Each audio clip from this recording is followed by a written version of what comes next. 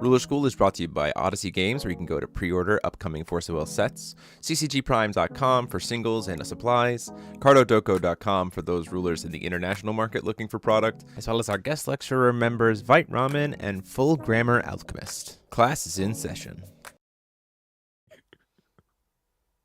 Hey there, rulers. Welcome back after a long week of Force of Will to your favorite Force of Will podcast. It's Office Hours featuring myself, Gilgamesh, and I'm joined, as always, by Paul Reisman. How's it going, Paul? My name's Bartz. I am one of the Warriors of Light. Bartz! And, Bartz! What are you doing here? I do this podcast with Paul. Gotcha. Ah, man. Well, the Bartz and Gilgamesh podcast will start at a different time. We'll have to come up with a name for it. I just wanted to show you guys that we have new banners. And you want to know how you can win one of these banners, Paul? Do you want to know? Yeah. It's because you can come to FowFest. This banner's going to be at FowFest on the prize wall. We got all kinds of cool stuff. In before podcast on the big bridge. Yeah, for sure. That's what it is. Yes. That's what it is. Well, that's what it is. So Gilgamesh is going to go over here now. Now that he's... The bit has been served. Welcome. We are glad you are here. If you like what we're doing, including our stupid bits, and want to consider supporting the channel, you can go ahead and click that join button down below to join the channel as a member. It is the easiest way to support us financially, but also we just like it that you're here, participating in the chat, liking, sharing, all that kind of good stuff.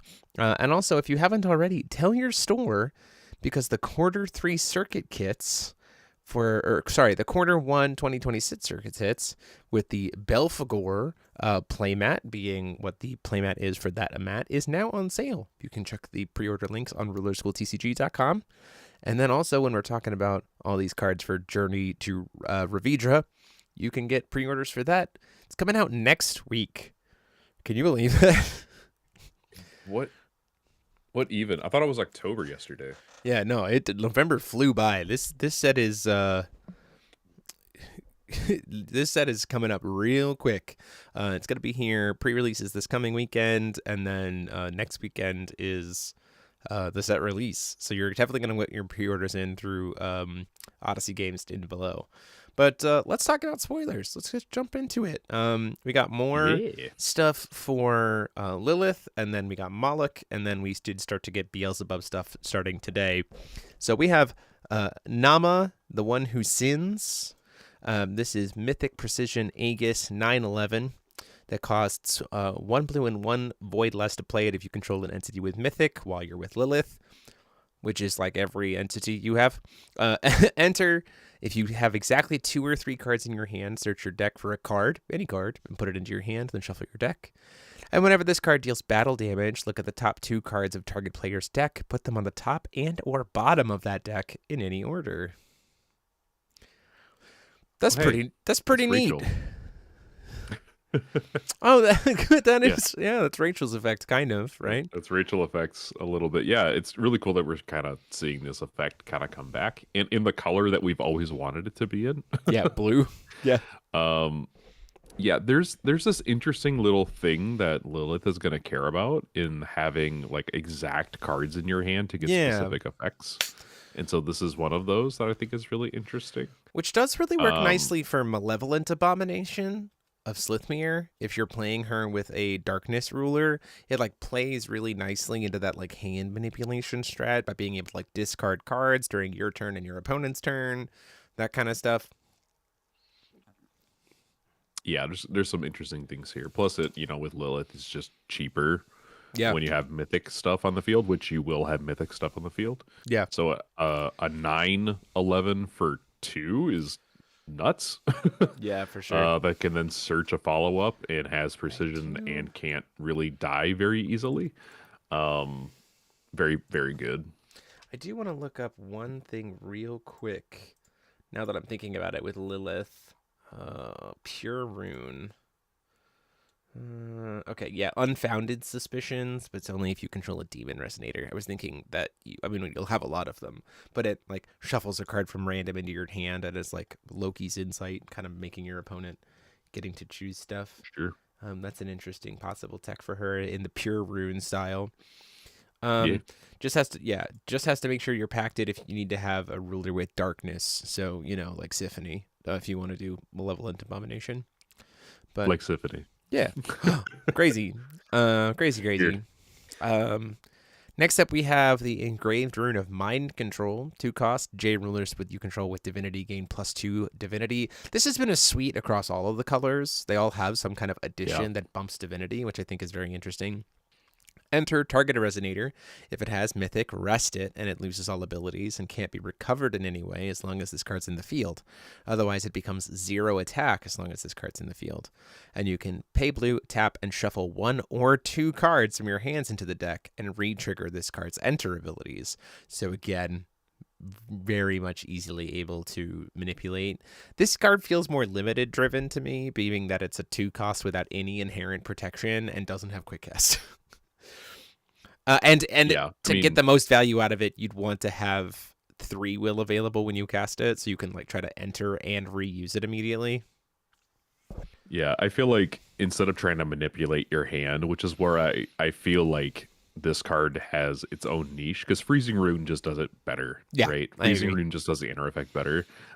You're using the solo mode effect here to try and manipulate your hand. How about you just play cards? Yeah, that just that's kind of where I'm at. Yeah, I would agree. Yeah, the extra divinity is nice, but Next up, we have the Empusa, Bride of Nightfall, Mythic Aegis 2/5. Non-water entities you don't control other than J resonators entering the field don't cause their own enter abilities to trigger. Reunited with Eternal Pact with Lilith, it has an enter effect. If you control 2 entities that share a name, draw a card. If any of those entities has mythic, draw a card. Pay a blue to put a willpower counter on a warden. And then tap and pay a blue. Target resonator you control loses mythic until end of turn, then copy it. At the next end of turn, the token's controller banishes it. Keep that in mind that the token essentially will have mythic, even if the thing it's copying won't. So if you target herself, you will draw 2, because you will create a copy of herself that will then see that you have one with mythic and one that doesn't, and then you will draw 2 cards because they will share a name, which is very interesting. This works with essentially any mythic resonator if you copy any mythic resonator, but it's specifically good for her because Empusa can copy herself to draw you 2 cards, right? Which is kind of nuts. Mm-hmm. Yeah, I feel like this is pretty limited to Lilith decks in general. If you want to get the most out of it. I agree. Otherwise, yeah. Maybe a tech to stop enters or regalia that you're worried about, but other than that, I don't think water decks really care about this card. Yeah. Next up, we have the Demonic Glyph of Bleak Sorrow, 2 blue, Divinity 2. It's untouchable with Lilith. If it's not the first spell, so if it's the second or later, then you can play this card, and an opponent has more cards in their hand than you. Rest all resonators you don't control. Resonators you control become a copy of target resonator until end of turn. They lose mythic until end of turn, meaning that just everything becomes a thing. That's very interesting to me. It does play very interestingly. Have a thing, make 1 billion copies of said thing. It does open up some weird plays with Adam Brawley with incarnation stuff, because then you can essentially you'd incarnate it and then it would enter the field as the thing that you copied. So you could kind of be sure. You'd be Garion. I'm gonna copy a Garion. Sack 2 things off, make a Garion. Sack that Garion, make another Garion. You're just oh, that's funny. Yeah. There's cute little things you can do with that. I mean, there's a lot they can go on with this, right? Yeah. Just the fact that it's a 2 cost Master Rune, it has untouchable anyway, but yeah. The fact that it's 2 cost is really interesting. It's only Divinity 2. Yeah. It can rest your opponent's whole field, so this can just rest everything and you can just swing in. Starting with the second cast. Yeah. Starting with the second cast. Yeah, which is really interesting. Yeah. For sure. to say the least. So it can copy your opponent's resonators too, which is cute. Yeah, that's the other thing too, is it can copy anything that you can legally target. So that's a neat little Cool. interaction. I'll take your Cushiel. That has Hooray. barrier 2 or less. Crap. Never mind. Sorry, buddy. You can try it. Somehow it doesn't have barrier anymore. We copy your Cushiel. Yeah, for sure. Next up, we have Weeping Statues of Tar Swamp, 2 cost 6/7 with Precision and Defiant 4. This is probably the thing that you want all of your Resonators to copy, kind of. This card cannot attack your opponent unless your opponent controls more Resonators than you.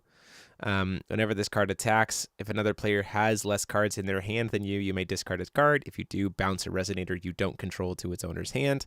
So I say this because, like, if your opponent has more Resonators on field than you and more cards in their hand than you get to, like, rest their whole board, and then all of your stuff becomes Weeping Statues, which all have Defiant 4 and 6/7 and can just attack your opponent. So each one suddenly represents 2,400 damage. So your opponent doesn't have any blockers, and it doesn't say you have to attack your opponent's stuff. It just means they have to have more Resonators than you. Yeah, I guess I'm not grokking what you're talking about, because like this card feels like if I play this and my opponent has more stuff than me, like then I'm not seeing what you're talking about. So this card is to me, this card feels like the card that you like already have kind of a little bit of a board, and you've been kind of letting your opponent keep a board, and then you like play this and then play the Master Rune to tap all of your opponent's stuff down. So then all of your things that were already on board suddenly become 6/7s with Defiant 4. And then they just go at your opponent's face and kill them. Oh, okay. So you're saying... Yeah. Okay. I see what you're saying, but I'm not there. I don't necessarily know if that's the. I don't necessarily know if that's the like that's the only thing I can think of when I look at this card, is that it's clearly the thing that we're trying to copy to find the lethal off the Master Rune, because suddenly giving all of your board Defiant 4 seems insane.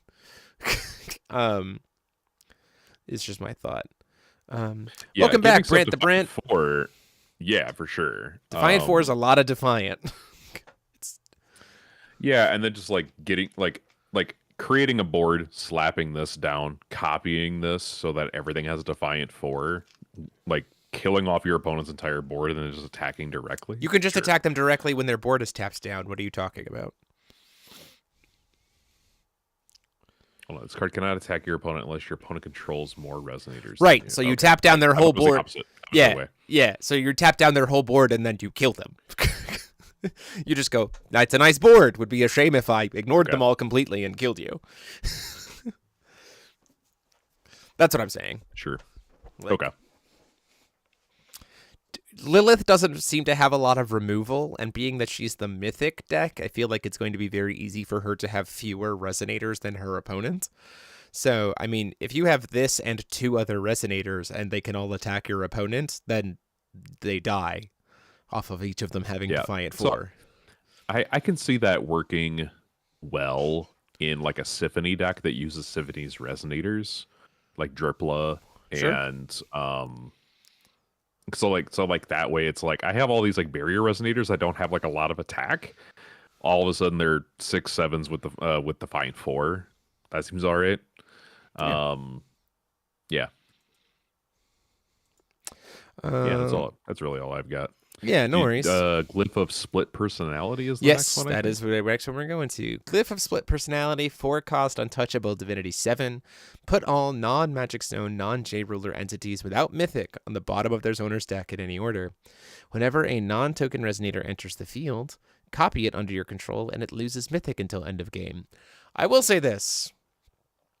This card currently is a 4-mana board wipe for both sides of the field of not Mythic, including itself. Because this card does not have Mythic. So that bottom continuous effect applies. Doesn't do anything. It doesn't do anything. Doesn't even do anything. Yeah. I feel like we might see a little bit of a like Day 0 errata on this card to maybe give this card Mythic. I would really hope so, because there is mention of like entities with Mythic. So like I would really like this card to because if this card doesn't bounce itself, this card is very good. This card is very, very good. If it does bounce itself,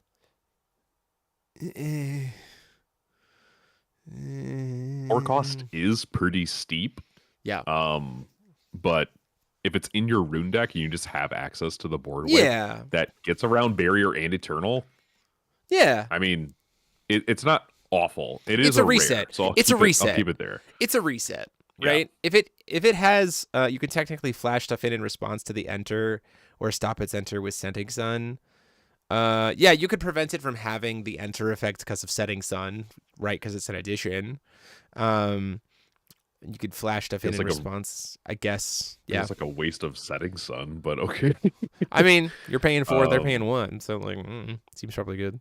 I mean, if they're playing it, sure. Right. Then you get the enter effect. So then you're just going to be like, okay, well everything's going to enter and I get a clone of it, so that's nice. Yeah. Yeah, I mean, it certainly feels like a rare. You can put it in your rune deck. If you never flip it, yeah, I think that's probably fine. That's fine. It's just like contingency plan. Yeah, for sure. Ah! Yeah, for sure. For sure. 100%. So that's all the Lilith stuff. Overall, pretty impressed with her. I definitely think that there's going to be other stuff that we're going to see. I haven't decided whether or not. I do think that Lilith feels like a pretty natural pick for Kael'th. Like, of the one, she gets to contract with Kael'th, Larinka, and Isolde. I think that, like, all three of them can use Lilith pretty effectively. I wouldn't mind any of those. I do think Isolde's... I do think Kael'th might be the strongest of the three, just because of what her myth... Like, being in green, blue, black, I just think is a really strong color combination. She just doesn't have the Tri-Stone, so I don't know. Go Vakis, win me the game.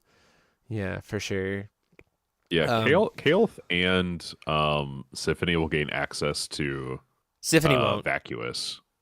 Symphony won't. Why won't Symphony? Symphony can't pact with Lilith.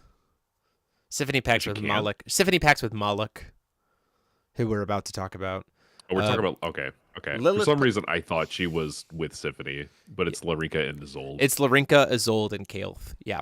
I agree. Kael'th, I think, is the best option. She also has the most, like, mythic resonators that just, like, in green, blue, black are the most mythic resonators that gain advantage for having quick cast.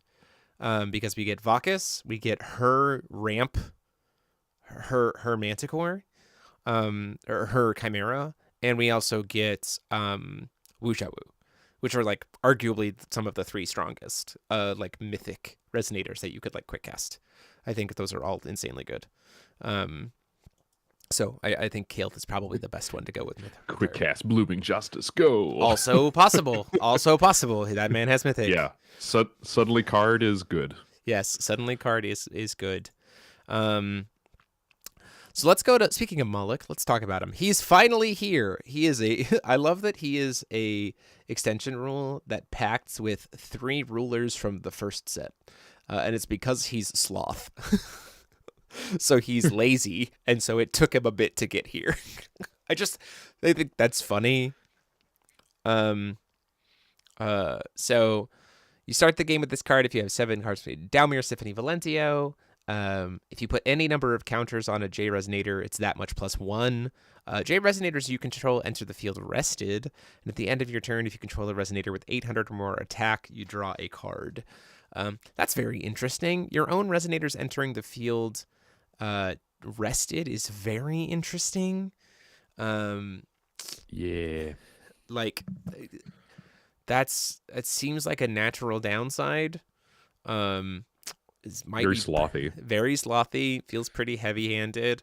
Now, you know what Resonator would love to enter the field rested? Mirage Spirit? Last Audience? Last Audience. Oh, God. That 0/8 that you have to attack? Unfortunately, he does not pact with Sherry. So yeah, unfortunate. So we don't get quick cast. But I Yeah, mean, I mean, we just got done talking about Wuja Wu coming in. This would be a natural nerf for him because you would not get access to your belligerents at that point.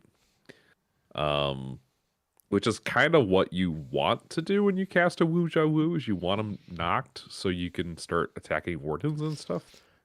Unfortunate. Yo, to your point, yeah, because of how Wuja Wu is worded, you can technically play Wuja Wu with any of the pacted rulers, regardless of if they're allowed to have green, blue, or green in their colors, because he's technically no attribute in the deck.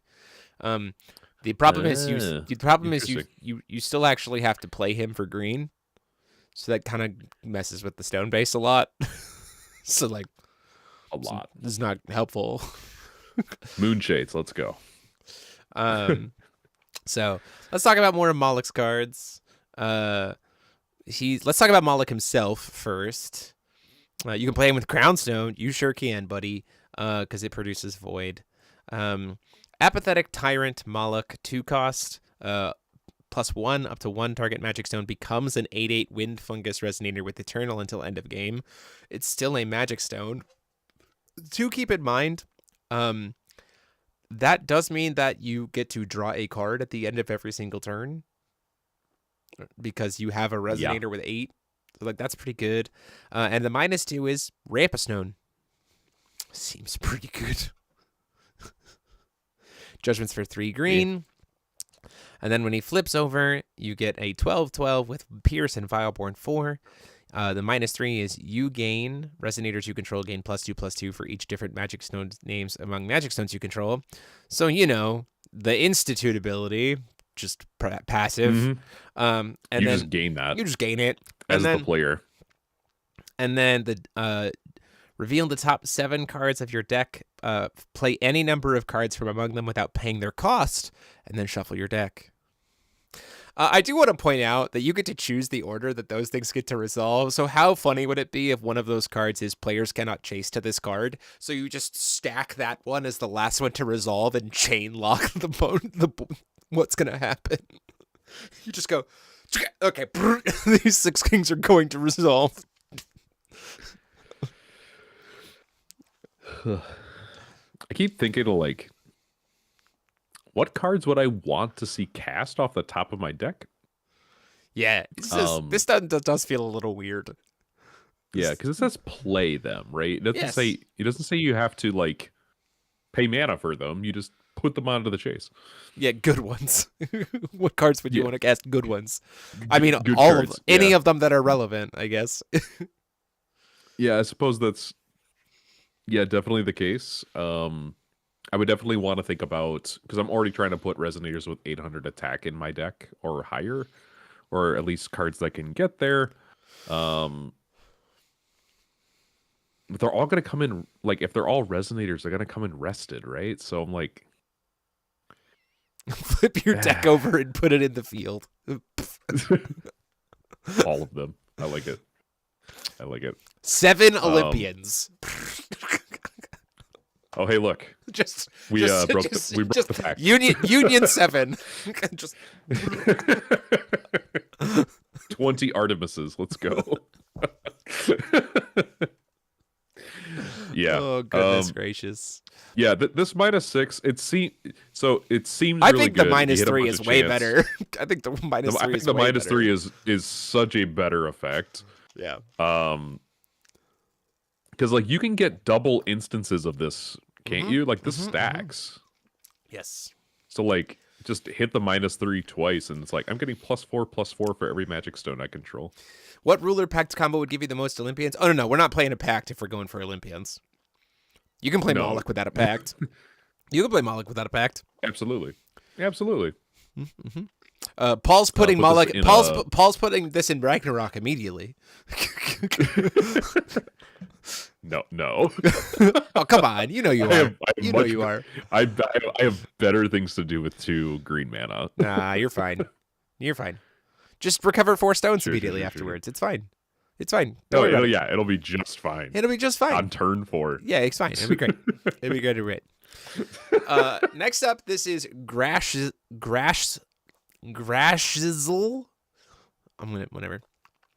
This is Manizzle. EP Boy, Slumbering Titan, 2-cost, 14/14 with Pierce and Vileborn 4. Resonators you don't control lose multi-strike, Pierce, and Bane. Why couldn't that also be J Rulers?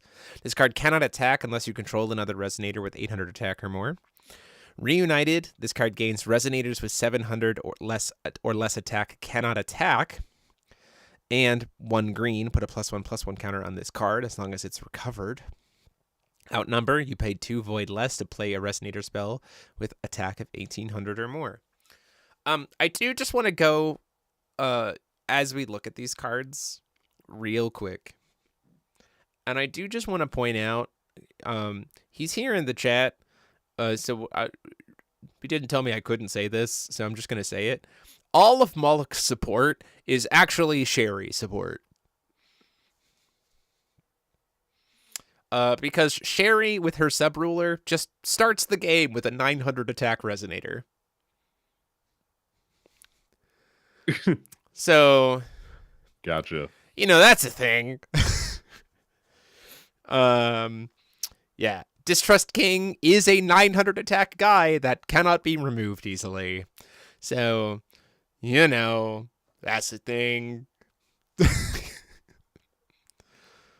Don't worry about it. Frog is Frog. I don't really have any thoughts about Frog. Frog is Frog. Frog is a little crazy. Why is this thing only 2? Why is he a giant? Yeah. Because he can't attack unless you have something else that's big. So him being big doesn't really matter. Oh no. Oh no. I wonder if there's a way for me to get something with 800 or more attack. Yeah. Double Gresh's will go whammy. Yeah, for sure. Yeah, this guy, yeah, you just play another one. Yeah. Yeah, man. And then like it has Vileborn 4s. If you target it, they lose life. Frog stonks. Like I think this card is insane. And if it's pacted with Moloch, all of a sudden it's like floodgating your opponent. Frogs together strong. Let's go. Jiraiya would be proud.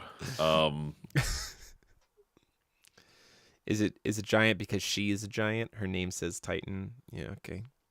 Yeah, celebrate. I get that, but I'm like, oh, cool. Now I can just Neo Ragnarok this thing into the field. Another giant turning Ragnarok. It's so great. I love it.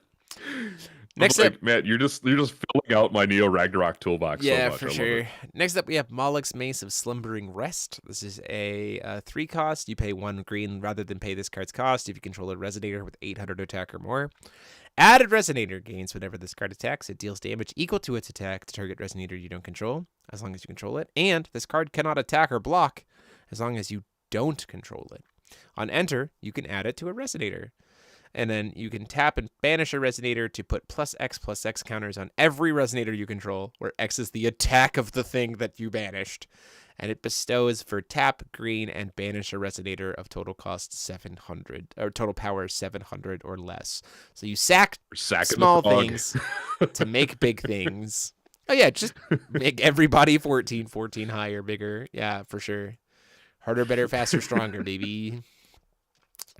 Also, when you add this to the frog, Vileborn 4. Yeah, just because. Yeah, for sure. Patrick Ogrins would be remiss if I didn't say the search is Terra Thunderfish. You got it. It's not relevant. Play Heavenly Magic to buff something and then sack it. That sounds terrifying. Those Heavenly Magic promos coming back, baby. Next up, we have the Rusting Book of Moloch Mythic. If it's reunited with Moloch, you banish it to make a Resonator you control and a J Resonator you don't control deal damage equal to their attack to each other. Fight. Enter, search your deck for a Resonator card of attack 800 or more, reveal it and put it in your hand, then shuffle your deck. And you can tap and play double green to puff up your entire board, where X is the highest attack among Resonators you control. So double your biggest thing, and then make everything else big too. Stomp. This is the card that can search Thunderfish. My bad.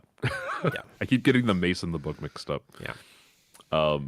But yeah, for like 1 mana, search out whatever you want to end the game with is really fun. Yeah. And then just buff your whole field. Just buff it. I mean, yeah. Moloch's going to be really interesting. Moloch's going to be interesting. Next up, we have Thornspine Grounds, 3 cost. If you control the Resonator of 800 or attack or more, it costs double green. You gain whenever a Resonator you don't control enters the field or blocks. That Resonator loses Drain and Bane until end of turn. Then it deals damage equal to its attack to itself until the beginning of your next turn. Amazing. Seems we had a master rune that let you just determine what your opponent got to attack or block with. This just says block. I fucking dare you. Like, okay, you got it. You got it. I won't block. I don't want to lose my whole board. It's ridiculous. Oh god, I love it. Another frog. This is Mixoroke. The Fungibian Herald of Spores. This is a Mythic Pierce Vileborn 4,000,000. It costs 2 less to play this card if you control a Resonator with 800 attack or more. Why do none of Moloch's things... I mean, I get why, but why do none of Moloch's things have quick cast? Dang it. Like, all of these things, it sucks so much that none of them have quick cast, so they're just going to have to come into play tapped. Insane. Whenever a Resonator you control becomes arrested, it gains Pierce until end of turn. Put 2 +1/+1 counters on target Resonator. Outnumber. Resonators you control with 800 attack or more gain 500 power and eternal.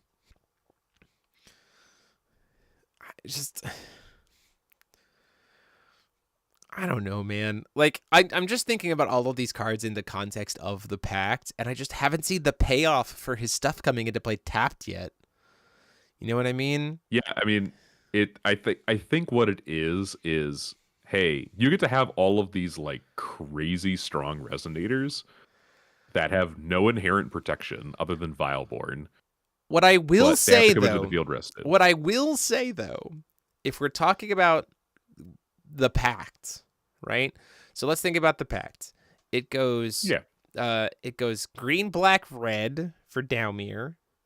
It grows red, blue, black for red, blue, green for Valentio, and then it goes blue, white, or black, white, green for Symphony. And there is that handy-dandy Resonator that says as long as it's rested, cards enter the field matching this card's orientation. Oh, yes. So you just play that, and then your opponent's turn 2 stone comes into play tapped. I don't hate that. I don't hate that at all. Yeah, I don't hate that at all. I don't hate that at all. That seems like an auto-include. Yeah, I think the idea is just, hey, you get to have a big old Chungus and an extra couple cards if your opponent can't deal with it. Crap. You're gonna die. It's true. You were too slow for the swap. Oh, is it a 3 cost? So now you're dead. Oh man, is he not a 2 cost? If he's 3 cost, that makes me sad. I'm gonna look it up. It's the yeah, I know what you're talking about. If he's 3 cost, I'm gonna be sad. I mean, that would be fair. It would be probably pretty broken to come in on. That would be very fair. He is a 3 cost. Yeah.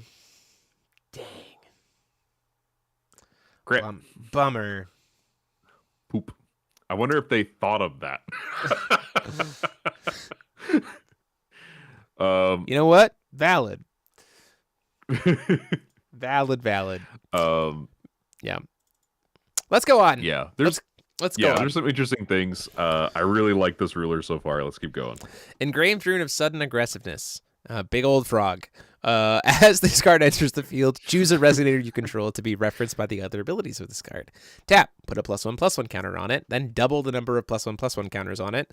If the chosen Resonator deals damage equal to its attack, then the chosen Resonator deals damage to up to 1 target Resonator your opponent controls.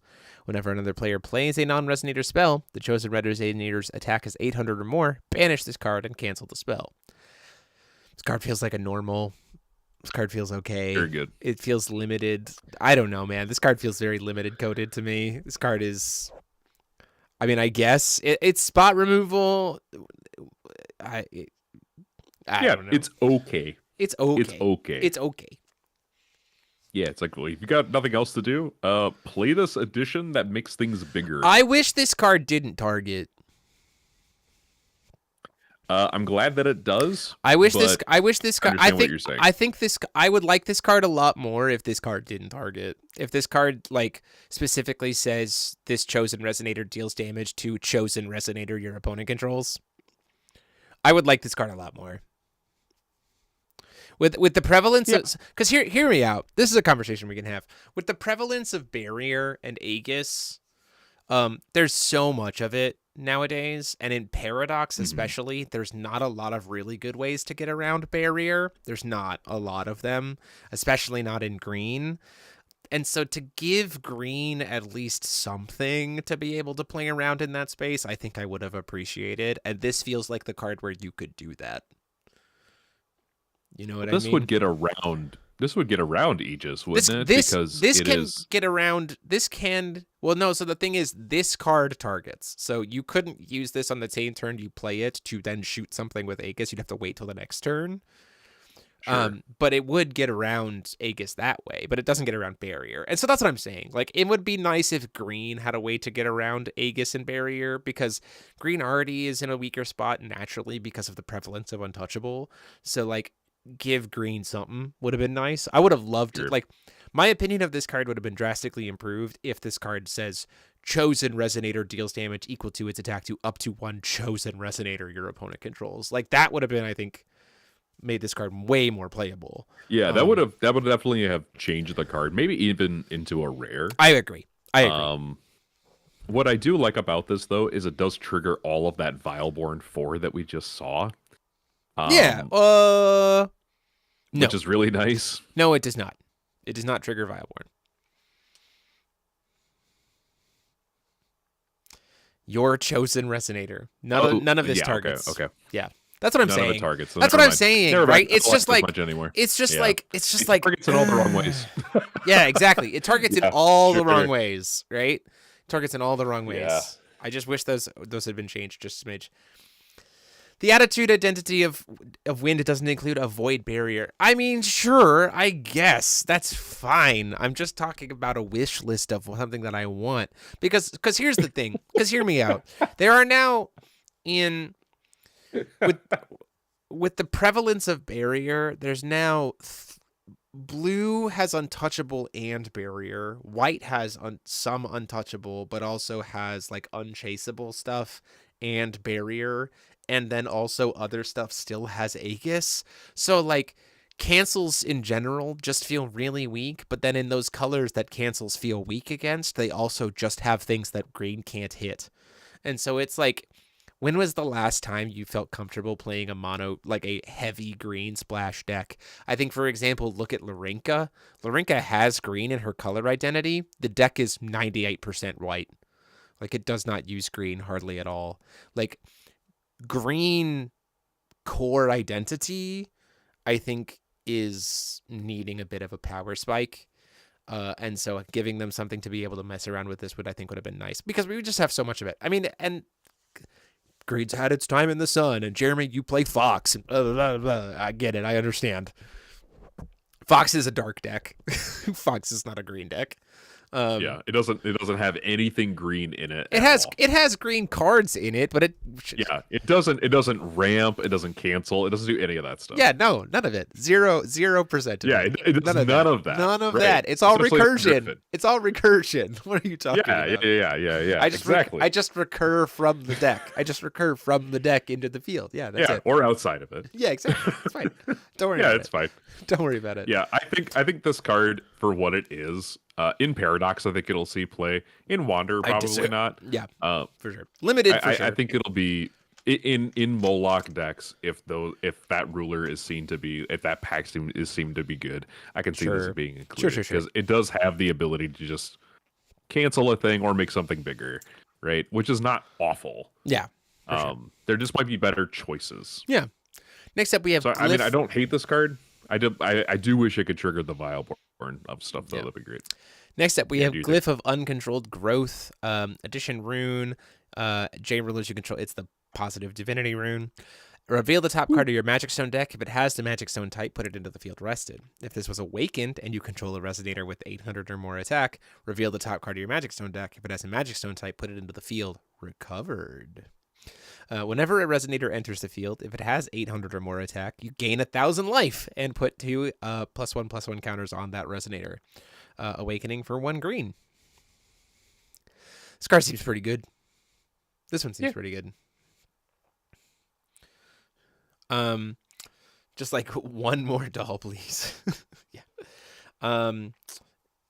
Yeah, this card seems pretty decent. I do think that this might see some rune deck play for certain rulers.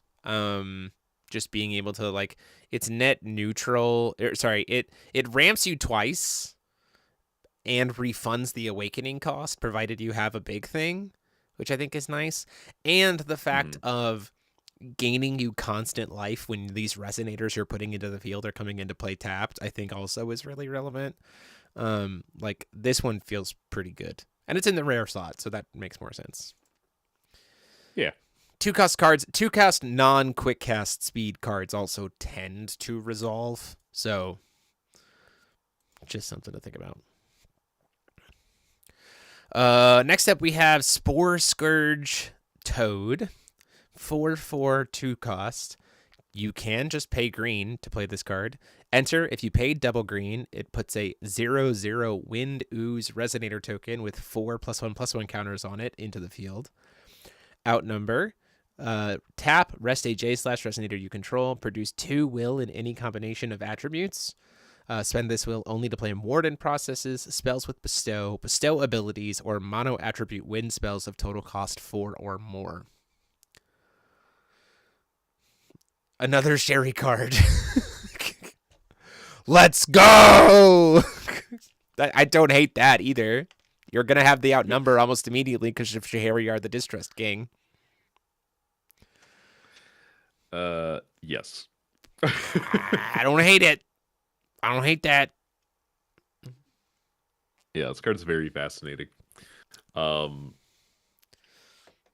Yeah, I got nothing else to say. I got nothing else to say with that. I think it's neat. I think he's neat. Card good. I think he's neat. Let's talk about the real Sherry card here. It's also a 2-drop, so you can use it in Belphegor. It's true. And then play it for 1. And it's an ooze?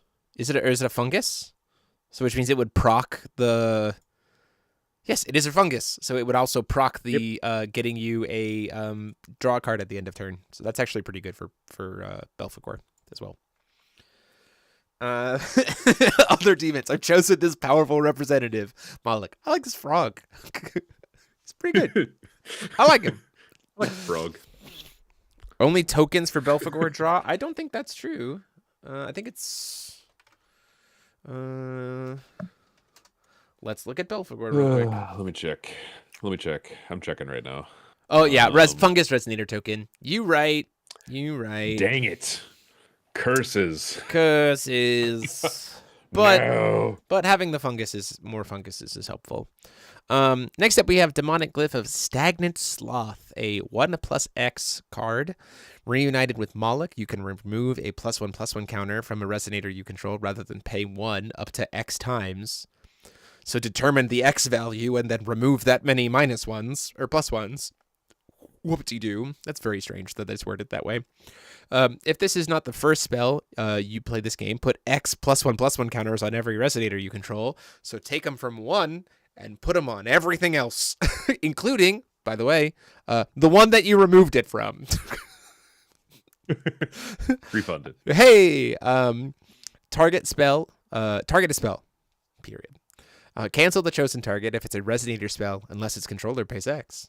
If they control a J/Resonator, you control a J/Resonator with attack of 800 or more, cancel the chosen target instead. Like Distrust King. It's just a 1-cost Omni Cancel in green for Scheherazade. That starts like... There you go. There you go. Crazy. This card's great. 100%. I mean, clearly Moloch was going to be the green cancel control deck. Like, all of his stuff's coming into play tapped. He's got to play to the late game. This man is not rushing you down to save his life. but he a sloth, so that makes sense. Man is a generous term, but I hear you. Whatever. Yeah, I like Moloch a lot. He feels more like what Python was last set. Like just like we have good solid support. There's just good solid cards here. Yeah. And he is just the Warden himself is just pretty decent. I mean, pay two, ramp one, like at minimum, right? Like that seems pretty good. Like, yeah, and then repeatable ramp. That seems fine to me. Let's talk about Eternal Pact with Beelzebub, because we now just got that today. Good old Beelzebub. Good old Flyman. Isolde, Larinka, Threaten. So a new Esper, blue, white, black. Isolde is red, green, black. And Larinka becomes green, black, white. So those are the color combinations you play with. You get +7 Divinity, which is nice. Resonators you control enter the field with X -1/-1 counters on them, where X is their total cost.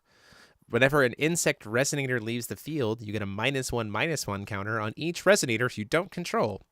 And at the end of your turn, put a -1 darkness resonator insect resonator token with flying into the field at the end of every one of your turns.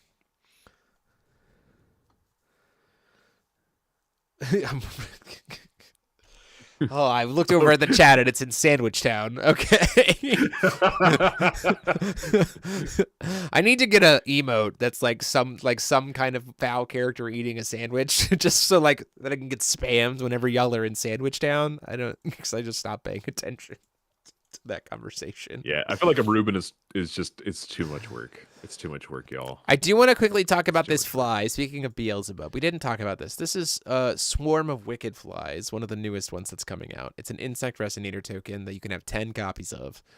Without number, it gains flying and bane, and with Rune Black, you can pay a black and banish and or discard 3 resonator cards that share a name with this card. Search your deck or graveyard for a Darkness Demon Warden card and put it into your ruler area. If you searched your deck, shuffle it. This plays well. It's an insect. It's very easy to get outnumber with him right out the gate because you'll have a second dude right away.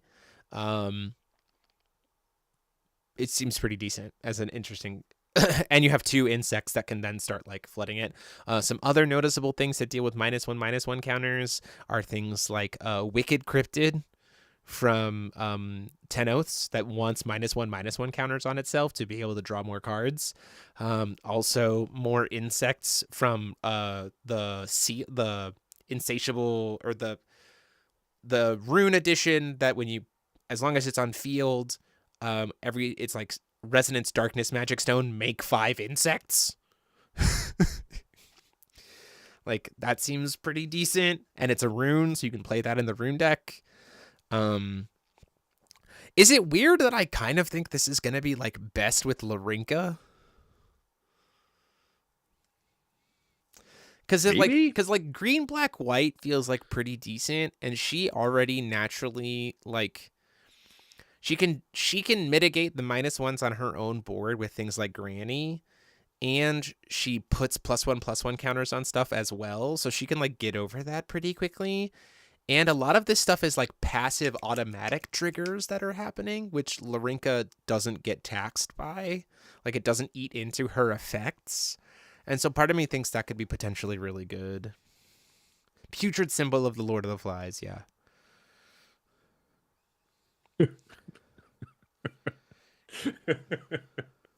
There's only one. So what's interesting is we're going to take a look at the Warden side here. Yeah. There's a nice little reference to the original fly insect. Oh. The Deadly Housefly. Yeah. Yeah, the Deadly Housefly is technically Flying Bane, and it is a 1/1. So you're just making Deadly Houseflies. Also, interesting point here for Wanderer. Wicked Cryptid, draw X cards where X is the number of -1/-1 counters on this left of the field divided by 2, rounded down. If you drew 2 cards, reveal a card named Beelzebub, Lord of the Flies you own from outside the game and put it into the field. and it comes into play with 2 -1/-1 counters, and whenever he blocks, you get 2 -1/-1 counters on him. So this guy's probably an immediate 4 of in like every single Beelzebub deck.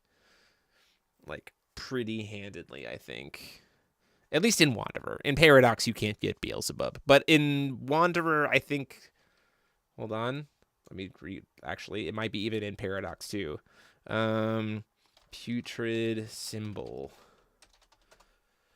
When you apply or perform an effect you control, this card has Beelzebub, Lord of the Flies, in addition to its other names in all areas. Yep! This card is, Wicked Cryptid's probably an immediate 4 of in every Beelzebub deck. That's actually pretty. Players cannot gain life. Resonance Darkness Magic Stone. Put 5 1/1 Darkness Cryptid Insect Resonator tokens with Flying and Bane into the field. Bug Swarm. That's actually pretty good. I think that's pretty decent. I mean, you're making bodies. What I want to know is, what are we doing with these bodies? Well, I think what we're going to talk about here is the ultimate, right? I think the ultimate is very much a thing here. So let's go talk about his wardens real quick.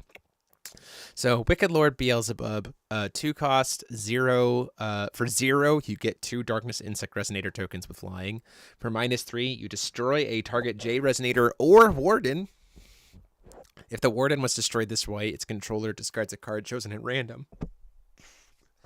And if it has 2 or less willpower counters on it, you get a Judgment. It becomes an 8/12 with a continuous ability that says insect entities you control cannot lose their abilities, and insect resonators you control gain. Players must target this card with spells or abilities if able. Put 2 1/1 Darkness Cryptid Insect Resonator tokens into the field, and -5. Each other player loses 600 life for each insect card you control in public zones. This ability cannot be canceled. So it's just alt kill you. Because he himself is an insect. It counts every card in your graveyard that's an insect, and then also counts every insect you have on the field. So all of these tokens just eat you. So... Yeah, I don't know how I feel about this guy yet. 1/1s are pretty... 1/1s are pretty fragile. Sure. But also, keep this in mind. So, one at the end of every turn. So right? Here's the thing. Here's the thing, though. You want them to be fragile because whenever an insect resonator token leaves the field, you apply a -1/-1 counter to every resonator you don't control because of the pact. Sure. So everyone that dies gives -1/-1 counters to everything on your opponent's side of the field. So, like, that's the whole point. Is that it's like crazy. Yeah. So we've got Wicked Cryptid as this like really solid 2-drop. Yeah. We've got Larinka with Granny. This does also feel like it gives it also does feel like it gives Threvin a win con. Because he's like the stall life gain deck. So then like if he's just stalling for a really long time, then like he's gonna just passively generate all these bodies and then eventually just Beelzebub ult you. And that's like how he ends the game. Possibly. Okay. I'm saying if we can keep up a lot of these flies, the inherent protection that isn't on the card on the Warden's on the J Ruler side is made up by the fact that you have tokens. The Warden is also really good for the Warden is also very good for Diablo's decks when you consider the 0 ability is instant speed and therefore can be used during either player's turn. So you just keep making even more bodies for Diablos because of the Rat Swarm. Because the Rat Swarm card. Yeah. So yeah, we're playing the Rat Swarm. We're playing the Wicked Cryptid. There's interesting things to say here. This is hitting me very similar to like how Diablos hit me at first. I was like, okay, there's something maybe here. This is feeling a little counterintuitive. This is feeling like I don't know if I want to do this, and I bet I'm gonna play this pact and be fine. Sack I like the altar. sacrificial altar. Sack altar is super fun. We just make dudes. Sack altar forever. Yeah. Let's go. Notably, you make the token at the end of your turn only. Yeah. Which is a little. If we did it at the end of the opponent's turn too, I'd feel a little bit more inclined. I think. I don't know. This one might grow on me. I'm just not feeling it yet. Yeah, not like Moloch. Like we Moloch felt like very clear. We need to see more of his. We need to see not. more of this support. Obviously, today we just saw the Pact and the Warden, right? We haven't seen any of the other stuff that comes with him. So we'll have to tune into that. We probably won't even actually do a spoiler video talking about the rest of them because this is pre-release week, which means that like by the time we get around to next week, people will have seen all the cards. I think.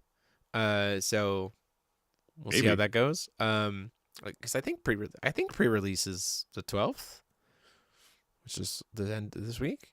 I don't know. We'll have to see. But yeah, looking forward to seeing what comes out of this set. Spoilers will finish this Friday, so right before. Ban list.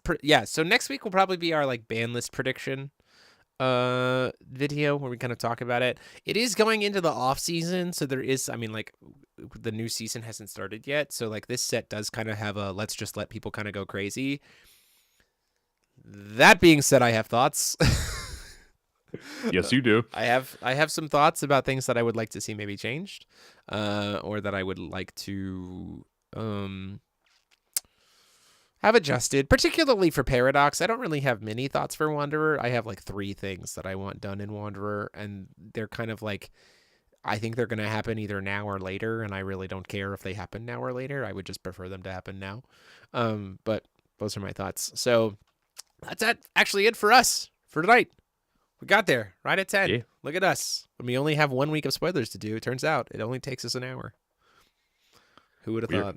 Who would have thought?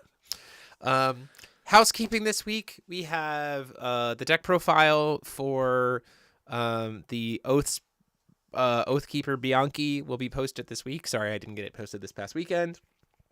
Wednesday, you will see who can Olympians better between myself on Helen 2 and Paul on Ragnarok. Commentated by both of us. That's a new thing. Hey. We're finally figured out how to do.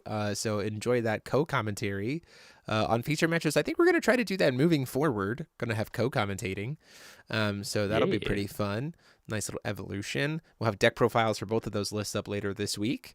And then I'm working on trying to get, it's either going to be next week's video or sometime in the middle of the week or later this week. Guess the Rework episode 2 for guessing the Rework protocol, this time with Brandon Bremont and Ryan Miles. That video is coming up soon, so be sure to check that out. And we also got to get into figuring out recording the next all-nighter. So we'll figure that out probably after the ban list is figured out is when we'll actually start playing around with that a little bit. But yeah, that's it for us. So thank you all so much for watching. Yeah. Check your... Hold on. I got a couple things. He's got a couple things. I got housekeeping now, Oh, too. that's right. You have housekeeping now, too. I have housekeeping now, too. First of all, let me know in the chat if you want another deck building night for streaming. That'd be really, really cool. I just want to see it, other folks who want to do that stuff again. It was kind of fun doing it the first time, and I still have the setup. So just let me know in the chat right now. And then if you haven't yet, go and search up Foul Archive, Force of Will Archive on YouTube. We are going to be launching in January with a couple of videos being set up right now. I actually just did 2 video narrations today for that channel. And so I'm really looking forward to giving that out to you guys. And so just go to Foul Archive on YouTube, subscribe to that, and you'll get some cool videos in the new year. Yeah. I'm going to do one more thing real quick. I'm going to do this. Here we go. Ready? 3, 2, 1. Huh! That's all you get. It's a little teaser. Who knows what that was? Jeremy, they can freeze frame. Yeah, I know. They can freeze frame it. I don't know if that gives them any context or information. I was fast. I was quick. So, stay tuned for more information on that soon. Hopefully, whatever that was. Who knows? Yeah. But thank you all so much for watching. And until next time, this has been myself, DMO73, and I've been joined, as always, by Paul Reisman. Still not Bart's. Still not Bart's, and I'm still not Gilgamesh. He's in a crumpled mess on my table. Class dismissed, everybody. Have a good night. Bye.